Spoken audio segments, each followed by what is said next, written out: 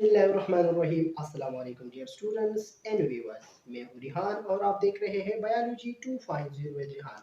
जी दोस्तों, उम्मीद करता हूं कि आप लोग खैरियत से हों। जी तो दोस्तों, आज के हमारा टॉपिक है सेलुलर ऑर्गेनाइजेशन। क्लास 9 के पहले यूनिट का आखिरी टॉपिक है सेलुलर ऑर्गेनाइजेशन। अब सेलुलर ऑर्गेनाइजेशन क्या है? The organisation of cell to form organism is called cellular organisation. Cell के वो ऑर्गेनाइजेशन जिससे ऑर्गेनिज्म बनते हैं, इसको हम सेलुलर ऑर्गेनाइजेशन कहते हैं। सेलुलर ऑर्गेनाइजेशन की 3 टाइप्स है। पहले नंबर पर है यूनिसेलुलर, जैसे कि इसके नाम से अब हम वहां पे पूछ चुके हैं कि यूनि का मतलब है सिंगल। ठीक है, those organism which consist of single cell is known as unicellular organism। वो ऑर्गेनिज्म, वो जानदार जो सिर्फ एक सेल से बने होते हैं, इसको हम यूनिसेलुलर कहते हैं।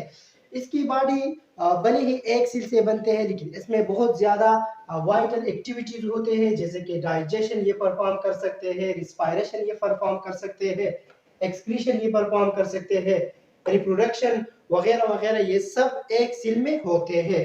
इसके एग्जांपल क्या है? एमीबा इसके एग्जांपल है, यूग्लिना, केलेमेडोमोनास वगैरह वगैरह इसके एग्जांपल है। तो दूसरे नंबर पर है colonial organisation, the type of organisation which made of different kind of cells to form a colony. दूसरे नंबर पर जो ऑर्गेनाइजेशन है वो कॉलोनियल ऑर्गेनाइजेशन है। कॉलोनियल ऑर्गेनाइजेशन मुख्तलिफ किस्म के सेल से बनते हैं, सिंगल सेल से बनते हैं, जो कॉलोनी बनाता है। ठीक है दोस्तों, वोल्वाक्स इसके एग्जांपल है। अब वोल्वाक्स क्या है? वोल्वाक्स ग्रीन एल्गी है जो पानी में रहते हैं। ठीक है, 100 of वोल्वाक्स will make a small colony, combine a large colony।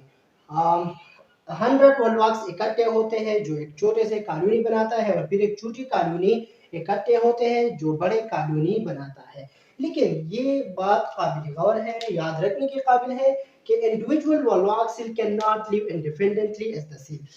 Cell में इंडिविजुअल वोल्वाक्स कभी नहीं रह सकता, ये एक ग्रुप की शक्ल में रहते हैं। दैट्स व्हाई इसको कॉलोनी इसलिए कहते हैं, इसमें सारे के सारे जो सेल है वो कॉलोनी बनाता है, इसमें कभी इंडिविजुअल अकेला सेल नहीं रह सकता।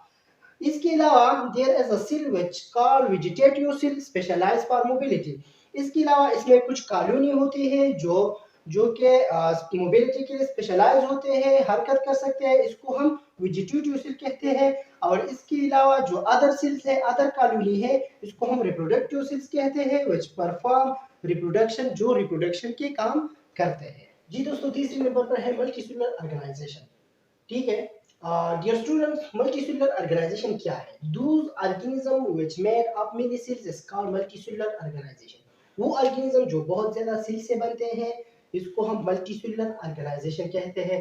Many cell form tissue and organ, मुख्तलिफ सेल इकट्ठे होते हैं, टिश्यू बनाते हैं, टिश्यू इकट्ठे होते हैं, ऑर्गन बनाते हैं, ऑर्गन इकट्ठे होते हैं, ऑर्गन सिस्टम बनाते हैं, and organ system collectively called organism. इससे एक कंप्लीट ऑर्गेनिज्म बन जाते हैं। ठीक है दोस्तों, इसके मल्टीसेलुलर के एग्जांपल एंड में इसके एग्जांपल है मस्टर्ड। ठीक है, मस्टर्ड के दो पार्ट्स हैं, एक वेजिटेटिव पार्ट्स है, एक रिप्रोडक्टिव पार्ट्स है। अब वेजिटेटिव पार्ट्स में शामिल है stems, roots, branches and leaves. Reproductive parts जो सेक्सुअल पर मुश्तमिल है, इसमें शामिल है फ्लावर्स। ठीक है, जो जिससे सीड्स बन जाते हैं और अपना नस्ल इंक्रीज करते हैं। दूसरे नंबर पर है एग्जांपल में, दूसरे एग्जांपल है एनिमल्स, जिसकी एग्जांपल है फ्रॉग। ठीक है, फ्रॉग की जो बॉडी है वो वेल डेवलप ऑर्गन सिस्टम से बने होते हैं। ठीक है, जैसे कि रिप्रोडक्टिव सिस्टम है, रिस्पायरेटरी सिस्टम है, नर्वस सिस्टम है, सर्कुलेटरी सिस्टम है, वगैरह वगैरह के जो सिस्टम इकट्ठे होते हैं, जिसे हम एनिमल यानी फ्रॉग की बॉडी बन जाते हैं। ठीक है दोस्तों, तो ये था आज का हमारा टॉपिक।